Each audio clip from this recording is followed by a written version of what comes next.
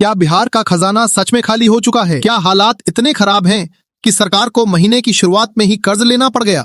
अगर ये सच है तो इसका असर सिर्फ सरकारी दफ्तरों तक सीमित नहीं रहेगा, बल्कि सीधे आम जनता, बुजुर्गों, छात्रों और विकास कार्यों पर पड़ेगा। बिहार इस समय एक बड़े आर्थिक दबाव से गुजरता दिख रहा है।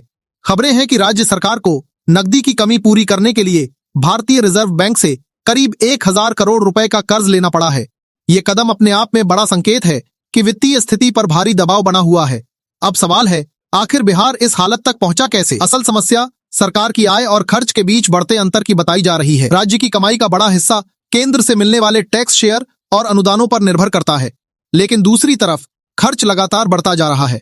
कर्मचारियों का वेतन, पेंशन, योजनाओं का खर्च और विकास कार्यों का बजट सब मिलाकर दबाव बढ़ता गया।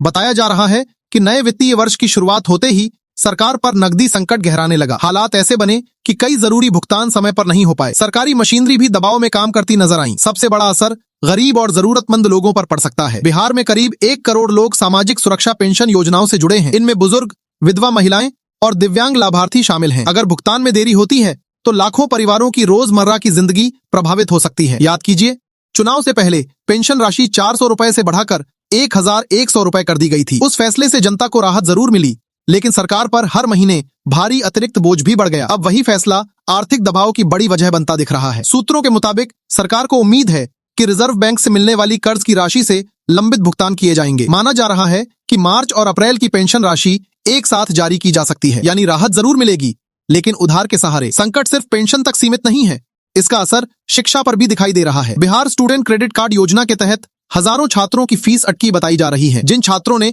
इसी योजना के भरोसे अपने सपने सजाए थे, अब उनकी पढ़ाई पर सवाल खड़े हो सकते हैं। वहीं सड़क, पुल और दूसरे निर्माण कार्यों पर भी असर पड़ने की बात सामने आ रही है। ठेकेदारों के भुगतान रुकने से कई प्रोजेक्ट धीमे पड़ सकते हैं। नए कामों की शुरुआत भी प्रभावित हो सकती है। अब जरा कर्ज का आंकड़ा भी सुनिए। बिहार पर पहले से ही लाखों करोड़ रुपए का कर्ज बताया जा रहा है। अनुमान है कि आने वाले समय में यह बोझ और बढ़ सकता है। सबसे चौंकाने वाली बात यह है कि सिर्फ ब्याज चुकाने में ही सरकार को भारी रकम खर्च करनी पड़ सकती है। यानी जो पैसा विकास, रोजगार और योजनाओं पर लगना चाहिए, उसका बड़ा हिस्सा ब्याज में जा सकता है। अब सरकार अपनी आय बढ़ाने की कोशिश में जुटी है। नगर विकास विभाग को संपत्ति कर वसूली तेज करने के निर्देश दिए गए हैं। परिवहन विभाग से वाहन संबंधी राजस्व बढ़ाने को कहा गया है। खनन विभाग को खनिज से ज्यादा आय जुटाने पर जोर दिया गया है। सरकार चाहती है कि अंदरूनी कमाई बढ़े ताकि बार बार कर्ज लेने की जरूरत कम हो। लेकिन सबसे बड़ा सवाल अब भी वही है, क्या सिर्फ कर्ज लेकर ये संकट खत्म हो जाएगा या बिहार एक और बड़े कर्ज जाल की तरफ बढ़ रहा है? आने वाले महीनों में ये साफ हो जाएगा कि हालात संभलते हैं या और बिगड़ते हैं। लेकिन फिलहाल इतना तय है कि इस आर्थिक दबाव का असर आम लोगों तक पहुंच चुका है। आपके हिसाब से बिहार की आर्थिक स्थिति सुधरेगी या संकट और गहराएगा?